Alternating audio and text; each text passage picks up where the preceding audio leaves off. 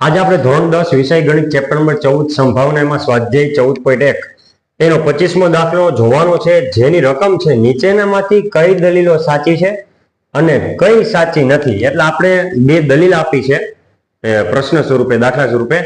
એમાં કઈ દલીલ સાચી છે અને કઈ સાચી નથી એ જણાવવાનું છે. તમારા જવાબ માટે કારણો આપો. જો બે સિક્કા, એમાંની પહેલી દલીલ, જો બે સિક્કાને એક સાથે ઉછાળવામાં આવે, બે સિક્કા છે એને એકી સાથે ઉછાળ્યા, એટલે આપણે તો પેલા નિયમ કયો લાગે, કુલ પરિણામની સંખ્યા, કુલ પરિણામોની સંખ્યા અહીં લખવામાં આવશે, કુલ પરિણામોની સંખ્યા બરાબર 2 ની n ઘાત. બે શા માટે? તો કે સિક્કા છે, સિક્કો એની કેટલી બાજુ હોય? 2 બાજુ, અને એની n ઘાત. હવે 2 એમ, હવે n ની જગ્યાએ, જેથી n બરાબર 2, બે શા માટે લીધા? એની જગ્યાએ 2 નો વર્ગ થશે. n ની જગ્યાએ 2 એ માટે લીધા કેમ કે બે સિક્કા છે, બે સિક્કાને એક વખત ઉછાળવાના છે. હવે જો એક સિક્કો હોય એને 1 અને 2 એમ એક સિક્કાને 2 વાર ઉછાળો, અથવા તો બે સિક્કાને 1 વાર ઉછાળો, પરિણામો આ જ આવે. એટલે અહીંયા બે સિક્કા છે એટલે એની જગ્યાએ 2, 2 નો વર્ગ એટલે 2 2 4, 2 નો વર્ગ 4. હવે એ 4 કયા શક્ય પરિણામો? તો કે શક્ય પરિણામો h કાં તો બંને સિક્કા જે છે, બંને સિક્કા એમાં છાપ પડે, કાં તો એકમાં છાપ એકમાં કાટ, કાં તો પહેલામાં કાટ બીજામાં છાપ, કાં તો બંને સિક્કામાં કાટ પડે. આ 4 જે છે ને 4 શક્યતા રહી. તો આગળ શું પૂછ્યું? તો 3 શક્યતાઓ મળે છે. કઈ કઈ 3 શક્યતા મળે? 2 છાપ અથવા 2 કાંટા અથવા પ્રત્યેકનો એક. આપણે ત્રણેયની સંભાવના મેળવીએ. જો પહેલું 2 છાપ મળે, 2 છાપ મળે તે ઘટના એ છે, તેથી સંભાવના P of A બરાબર કુલ પરિણામોની સંખ્યા 4 છે એટલે છેદમાં 4 આવશે. એટલે છેદમાં શું મૂક્યા? 4. હવે અંશમાં જોવાનું, શું મૂકવું? સાનુકૂળ પરિણામ, શક્ય પરિણામ. તો કે 2 છાપ એ જોવાનું. અહીં 2 છાપ કેટલામાં છે? તો કે એક જ પરિણામ એવું મને મળ્યું, h વાળું, કે જે બંનેમાં છાપ છે.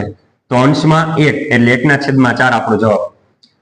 ત્રીજું 2 કાંટા. તો એમાં પણ આપણને જો 2 કાંટા હોય એવું એક જ પરિણામ મળે છે, ટીટી વાળું. એટલે સાનુકૂળ પરિણામ એક, અંશમાં 2 કાંટા મળે તે ઘટના બી છે. આ ઘટના આપણે એ કીધી હતી, આ ઘટના આપણે કહી દીધી છે બી. તો સંભાવના P of B બરાબર છેદમાં તો 4 જ આવશે, કુલ પરિણામ ની સંખ્યા 4, અંશમાં 1. શા માટે? તો કે બંને કાંટા મળે એવો એક જ શક્યતા છે, સાનુકૂળ પરિણામ ટી વાળું. એટલે અંશમાં 1 એટલે 1/4. અને ત્રીજી વસ્તુ એવી કીધી છે પ્રત્યેકનો એક. પ્રત્યેકનો એક એટલે એક છાપ એક કાટ અથવા તો એક કાટ એક છાપ. તો એવી છે ને 2 શક્યતાઓ છે. જો છાપ કાટ અને કાટ છાપ, એટલે પ્રત્યેકનો એક મળે તે ઘટના સી છે. તો જો એવા 2 મળે, આપણે 2 જોડી મળે, HT અને TH. તો એની સંભાવના ઘટના સી છે, તો સંભાવના P of C બરાબર અંશમાં 2 આવશે, કેમ કે મને જોડી 2 મળી, HT અને TH, શક્યતા 2, સાનુકૂળ પરિણામ 2 મળ્યા. એટલે અંશમાં 2, છેદમાં તો કુલ પરિણામની સંખ્યા 4 છે. હવે 2 છે તો 2 એકુ 2, ભાગ પાડ્યા આપણે 2 ના 4 છે તો 2 2 4, બરોબર. એટલે અંશમાં સાનુકૂળ પરિણામ આપણે 2 મળ્યા. માટે 2 એટલે 2 ના ભાગ 2 એકુ 2, 4 એટલે એના ભાગ 2 2 4, અંશમાં 2 છેદમાં 2 ગયા, જવાબ શું આવ્યો? 1/2. એટલે આપણને 2 છાપ મળે એની સંભાવના મળી 1/4, 2 કાંટા મળે એની સંભાવના મળી 1/4, અને પ્રત્યેકનો એક એની સંભાવના મળી 1/2. પણ આપણે દલીલમાં શું કીધું? તેથી આ પ્રત્યેક પરિણામની સંભાવના 1/3 છે. તો તમે જોઈ શકો 1/3 પ્રત્યેકનો જવાબ આવતો નથી. માટે આપેલી દલીલ સાચી નથી. આ દલીલ જે છે આપણને આપેલી છે એ દલીલ સાચી નથી, કેમ કે 1/3 સંભાવના નથી આવતી. શું આવે? 1/4, 1/4, 1/2 એવો સંભાવના જવાબ આવે છે. એટલે આ પ્રમાણે દલીલ છે એ સાચી નથી.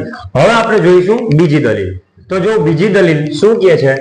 જો પાસાને ઉછાળવામાં આવે, એટલે આમાં એક જ વખત ઉછાળવાની વાત આવી. તો પહેલા તો આપણે શું કરવાનું? કુલ પરિણામોની સંખ્યા બરાબર 6 ની n ઘાત. 6 શા માટે? તો કે પાસો છે, પાસાને સપાટી કેટલી, બાજુ કેટલી? તો કે 6.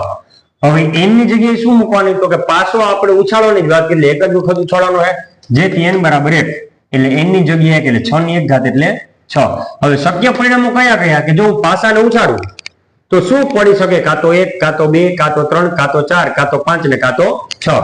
એટલે શક્ય પરિણામો 1 2 3 4 5 6 આમાંથી કોઈ પણ એક પડી શકે.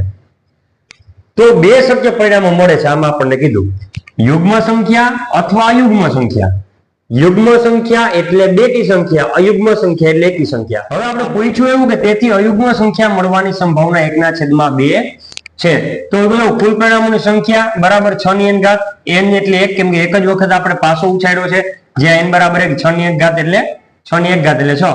શક્ય પરિણામો શું? તો કે 1 2 3 4 5 6 આપણે જોઈ લીધું. ધારો કે અયુગ્મ સંખ્યા મળવાની ઘટના એ છે, આપણે જે દલીલમાં પૂછ્યું પેલા ગણ લે અયુગ્મ ઘટના, સોરી અયુગ્મ સંખ્યા. તો અયુગ્મ સંખ્યાઓ કઈ કઈ? એને એકી સંખ્યા કહેવાય, 1 3 અને 5.